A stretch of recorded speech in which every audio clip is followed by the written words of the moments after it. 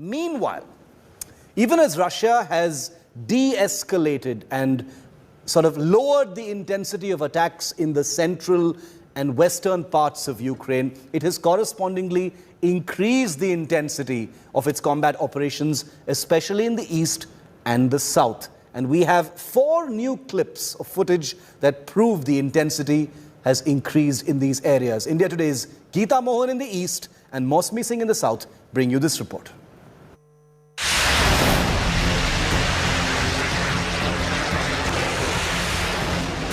Caliber cruise missiles lift off from a small Russian Navy ship in the Black Sea, aimed at 7 different targets in southern Ukraine.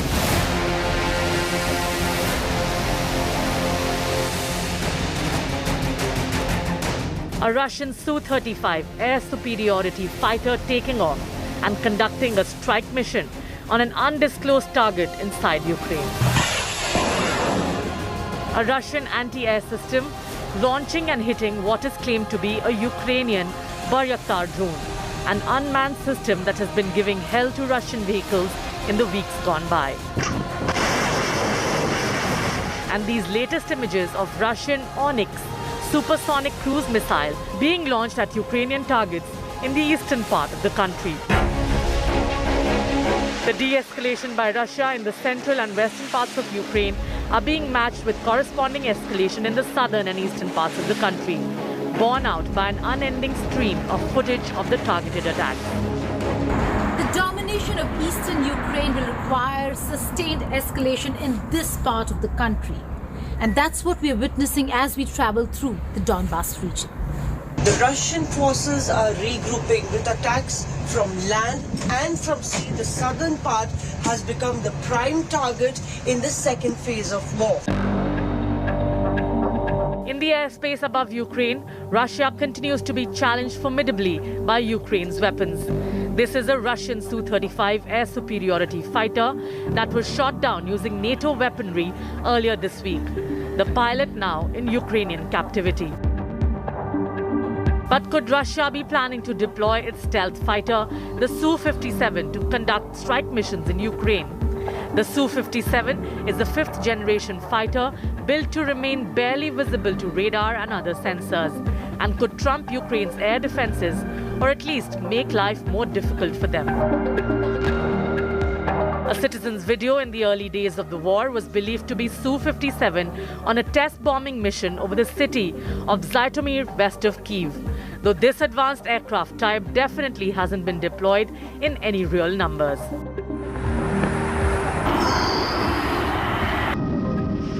With Putin narrowing his attacks to the southern and eastern parts of Ukraine, the strength of Russia's military could become more concentrated.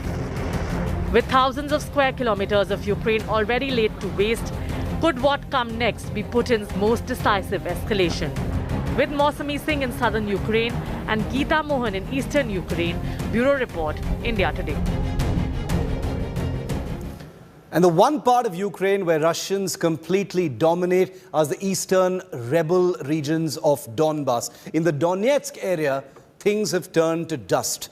Intense combat operations continue with Russians in control and the Ukrainians attacking them. Schools have been destroyed amidst very fierce resistance there. India Today's Geeta Mohan is one of the only international reporters zigzagging through Donbas with her camera person Satya Rautre to bring you this riveting ground report.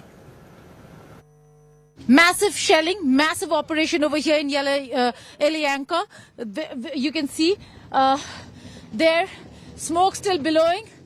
This entire camp was attacked. It had a lot of tanks, armored vehicles, Ural trucks, and artillery carrier vehicles as well. Has been attacked. So officers over here trying to now assess the situation. They're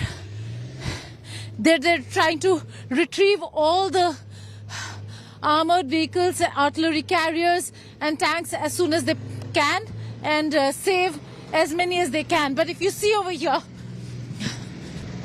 the situation pretty bad. The forces have moved out of here and they're trying to retrieve as many as they can. This is also a base camp where captured Ukrainian tanks and armored vehicles were brought in and then were sent for repair and then to be reused. So a very important camp over here has come under Ukrainian attack. I'm being joined by Officer Ilya, who will explain what really happened over here and how are they trying to contain the Ukrainian forces. Дальнейшие наши действия идти вперед и только вперед, не останавливаясь. Занимать непосредственно, возвращать непосредственно границы Донецкой Народной Республики, как говорится, в свои земли. So the only action he is planning now, he knows that we're gonna continue to push and taking back our grounds, which is must be under Republic control. There was major shelling over here. Now what is the sounds? What are they doing? Are they diffusing? Are they detonating? What are they doing? Сейчас звуки хлопков происходят. Сейчас это что это происходит сейчас? Это непосредственно это сейчас в данный момент происходят действия наступательного характера. So, okay, let's wait a bit, okay? So the thing is, you're asking about what is happening here, but it's not the same he wanna ask now at the moment. So let's do other questions or. Okay, so ask him how many Ukrainian soldiers were they? This was his force, his team. How many Ukrainian soldiers did his team capture? Есть у вас вообще за время операции были украинские пленные у вас? Да, были много десятков, потому что наш полк уже порядка 17 населенных пунктов, это не считая те, которые мы прошли, 17 населенных пунктов мы взяли боями. So they took around 17 villages and small.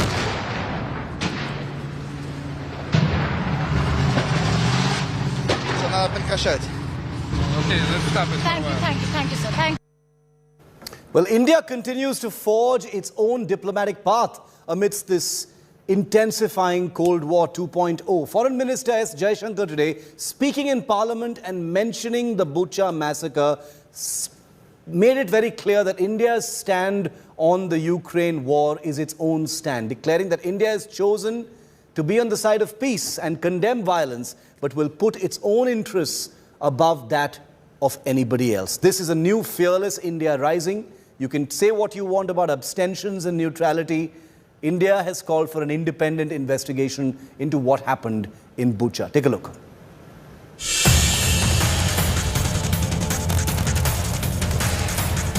As the Ukraine war rumbles on destructively, one of Russia's oldest allies, India, has been on constant geopolitical spotlight. Why is India going soft on Putin's invasion? Is India alleviating the impact of Western sanctions on Moscow? Why is India still buying Russian oil and weapons? Has India aligned itself in a deeply polarized world since Putin's tanks rolled into Ukraine? The answers to all these questions came when External Affairs Minister S. Jaishankar put the record straight in Parliament, stating that a fearless India is charting its own course in global diplomacy. If India has chosen a side, it is the side of peace. Hours ago, Jaishankar had spoken to his US counterpart, Antony Blinken. In the backdrop of increasing disquiet in the West over India's indications to buy larger volumes of discounted crude oil from Russia, soon after a dire warning from the White House against buying oil or weapons from Putin. But India's message was unmistakable. We don't believe it's in India's interest to accelerate or increase imports of Russian energy and other commodities. Right now, just to give everybody the full scope of it, India's imports of Russian energy represent only 1% to 2% of their total energy imports. So while he explained both the mechanisms of our sanctions and reiterated that any country or entity should be abiding by those, we also made clear that we'd be happy to be a partner in reducing their reliance or even their small percentage of reliance on that. Like all countries, we too are assessing the implications and deciding what is best for our national interest. Members are aware that in a complex and globalized world, every nation takes into account the reality of interdependence.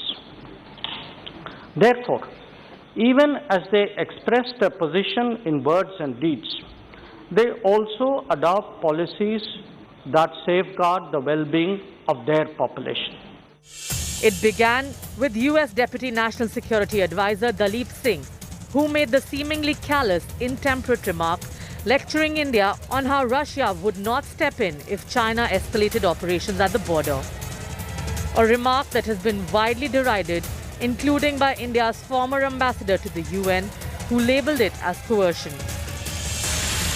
What we are seeking to do, whether it is in the context of India or other partners and allies around the world, is to do all we can to see to it that the international community is speaking in unison, speaking loudly against this unjustified, unprovoked, premeditated aggression, calling for an end to the violence. India, as you are aware, has always been in favor of resolving differences and disputes through dialogue and diplomacy. In our meeting today, we will have an opportunity to discuss contemporary issues and concerns in some detail. India repeatedly putting its national interest as sacrosanct, refusing to get drawn into a damaging Cold War of superpowers, turning the proverbial page in global diplomacy. Bureau Report, India Today.